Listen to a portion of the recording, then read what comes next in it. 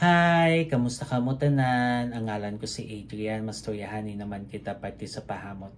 Ini nga pahamot nga luya ko istorya sa inyo subong tawag siya Black Orchid for Women. Iyan ni siya ni Tom Ford. Pambabae ni siya pero kung luyag mo siya suksokon, bahala ka pag gusto ka. Kag udi parfum ni siya, botang balon, isa ka braso kalayo bago ka masimutan.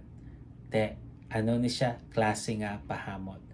Bali, mainit nga mabulak nga maprutas na amo na siya kung simutan.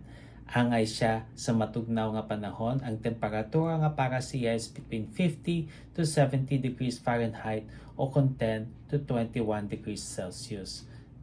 Ano ang iyang mga nota? For the top, we have truffle, gardenia, blackcurrant, ilang-ilang, jasmine, bergamot, mandarin orange, kag amalfi lemon. Bao, may truffle siya. Nang dugorman siya nga manamit nga pagkaon. Tapos, may gardenia, ilang-ilang kag jasmine sa tatlo ka mahamot nga bulak na. Now, kog for the mid, we have orchid, spices, gardenia, fruity notes, ilang-ilang, jasmine, kag lotus. Bao ang orchid, masimutan mo dayon sa sini nga pahamot. Tapos may spices siya, wala gin lista kung ano, basta makahang siya.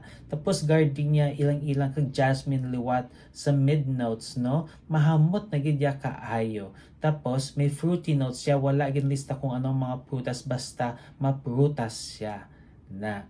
Kag for the base, we have Mexican chocolate, patchouli, vanilla, incense, amber, sandalwood, vetiver, kag white musk.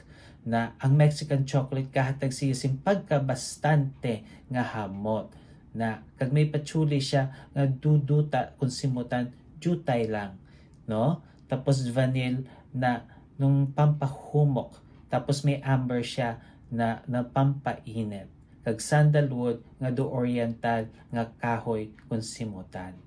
Na kabay pa nga namian kamo sini nga pahamot. Kag kung may iban pa kamo nga mga pahamot nga luyag istorya sa akon, ibilin lang sa comment section. Sa daso naman, bye-bye.